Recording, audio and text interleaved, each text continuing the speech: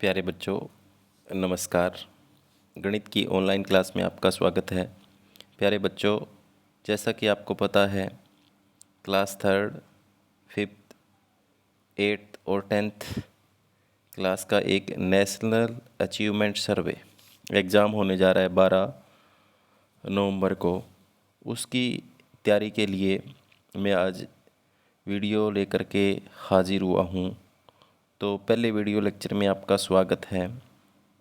तो हम कुछ एक कॉम्पिटेंसी दक्षताओं के आधार पर जो प्रश्न है वो हल करेंगे, क्वेश्चन हल करेंगे यहाँ पर। तो फर्स्ट वीक 11 अक्टूबर से 15 अक्टूबर की जो हमारी दक्षताएं हैं उसके हिसाब से हम यहाँ पर क्वेश्चन हल करेंगे मैथ के। तो पहला पैटर्न है कि विद्यार्थी ठोस अर्ध ठोस वस्तुओं की सहायता से बनाए गए कठिन पैटर्नों की पहचान कर सकते हैं और उन्हें आगे बढ़ा सकते हैं। तो ये कॉम्पिटेंसी है, ये दक्षता है। विद्यार्थी अर्ध ठोस वस्तुओं की सहायता से बनाए गए कठिन पैटर्नों की पहचान कर सकता है और उन्हें आगे बढ़ा सकता है।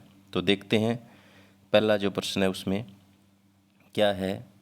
देखो, ए जो है उसमें बिंदु यहाँ है, उसके बाद में बी में बिंदु यहाँ है और सी में बिंदु यहाँ है। तो ये देखो, बी और सी में तो यहाँ बदला है, अब इसमें यहाँ है। तो ये जो आकृति बनेगी उसमें कहाँ होगा? ये जो आकृति बनेगी तो मेरी यहाँ होगा। कहाँ होगा? यहाँ।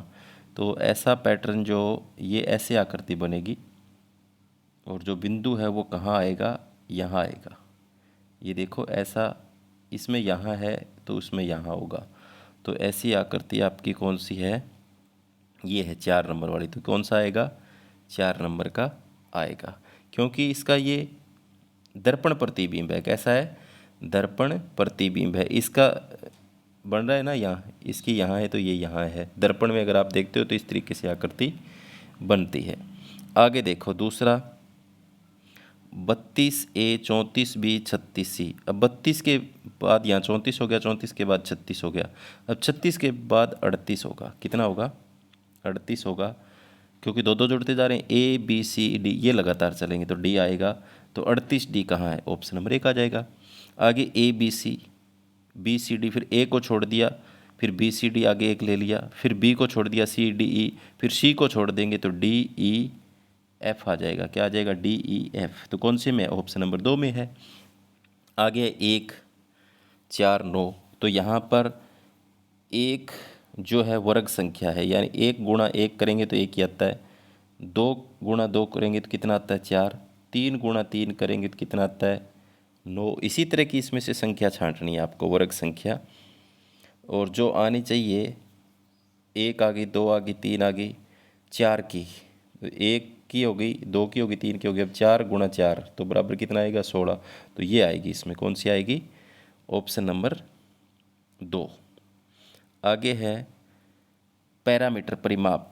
विद्यार्थी परिमाप से दैनिक जीवन की किसी भी समस्या को हल कर सकते हैं। परिमाप ज्ञात करना है। परिमाप होता है, जैसे यहाँ वर्ग दे रखा है, वर्ग का परिमाप होता है 4 गुणा भुजा। फॉर्मूला तो होता है 4 गुणा भुजा, और वैसे जोड़ो तो वर्ग की चारों भुजाएं बराबर है। तो सभी भुजाओं का जोड़ होता है 5, 5 दूनी 10, 5 तिये 15, 5 चौके 20। और वैसे करें तो 4 गुणा 5 तो कितना आता है? 20।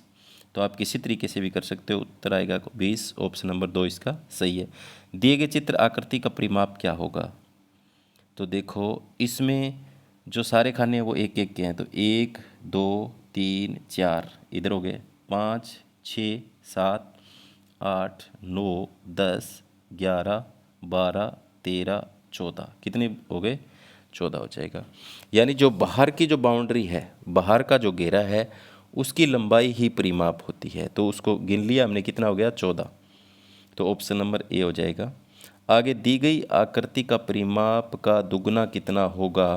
तो देखो, ये भी 10 है, ये भी 5 है। तो ये आयत है एक, तो सीधा ही जोड़ सकते हो। 10 और 10 20, 25 और 30। 30 का दुगना पूछा है तो 30 दूनी 60। तो ऑप्शन नंबर कौन सा हो जाएगा? 2।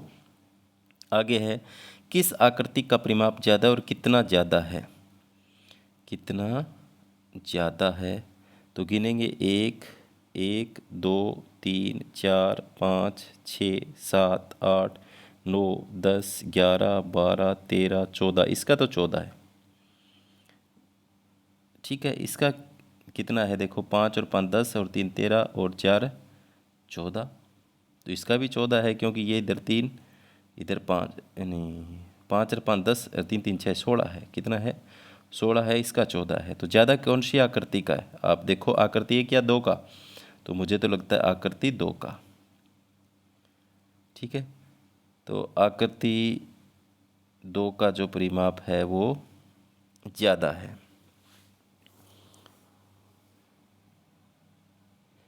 आकृति 2 का 2 मीटर, तो यहाँ पर ऑप्शन नंबर 3 आ जाएगा, क्योंकि 16 में से 14 गए, 2 ही आ रहा है ना। आगे देखो, विद्यार्थी कोणों को पहचान कर उनका वर्गीकरण करें, समकोण, अधिक कोण, न्यून कोण। तो प्यारे बच्चों, पहले मैं आपको बताना चाहूँगा, 90 डिग्री से कम के जो कोण होते हैं, ठीक है, 90 से जो कम के कोण, 90 से कम, उनको हम कहते हैं न्यून कोण। क्या कहते हैं? न्यून कोण। और 90 डिग्री के कोण को कहते हैं समकोण। और 90 से अधिक और 180 के बीच, 90 से ज़्यादा और 180 के बीच को कहते हैं अधिक कोण। तो यहाँ पर आपको ये लगभग 120 डिग्री का कोण नज़र आ रहा है, तो कि कौन सा कोण है? 90 और 180 के बीच का है, तो कैसा है? अधिक कोण है। आपके घर में आपकी माता द्वारा प्रयोग किए गए चिमटे के बीच कौन सा कोण है? तो चिमटा देख लो आप, ऐसा 90 से कम दिख रहा है ना, तो 90 से कम दिख रहा है, तो यहाँ पर 90 से कम लिख देंगे। 90 से कम न्यून कोण होते हैं। एक प्रारंभिक बिंदु वाली 2 किरणों द्वारा बनाई गई आकृति को क्या कहा जाता है? तो 2 किरणों से बनाई गई आकृति को क्या कहते हैं? कोण कहते हैं, एक कोण कहते हैं। आपके हिंदी की पुस्तक में दिखाए गए आमने सामने के कोणों का जोड़ होगा। हिंदी की पुस्तक में दिखाए गए आमने सामने के कोणों का जोड़ क्या होगा? आयताकार है, तो इसमें ये भी 90 है, ये भी 90, इनका जोड़ कर लो 180 होगा, इनका जोड़ कर लो 180 होगा। तो ऑप्शन नंबर 3 इसका सही होगा। आगे देखो, उपरोक्त उदाहरण केवल कंपिटेंसी को समझने के लिए हैं। तो प्यारे बच्चों, ये थे कंपिटेंसी आधारित कुछ सवाल जो हमने हल किए। तो प्यारे बच्चों, आपको इस तरीके से ज़्यादा प्रैक्टिस करनी है, ताकि नेक्स्ट के एग्ज़ाम में आप अच्छे से प्रश्नों को हल कर सको, सवालों को हल कर सको। तो उम्मीद करता हूँ कि जो मैंने आपको बताया वो समझ में आया होगा। धन्यवाद।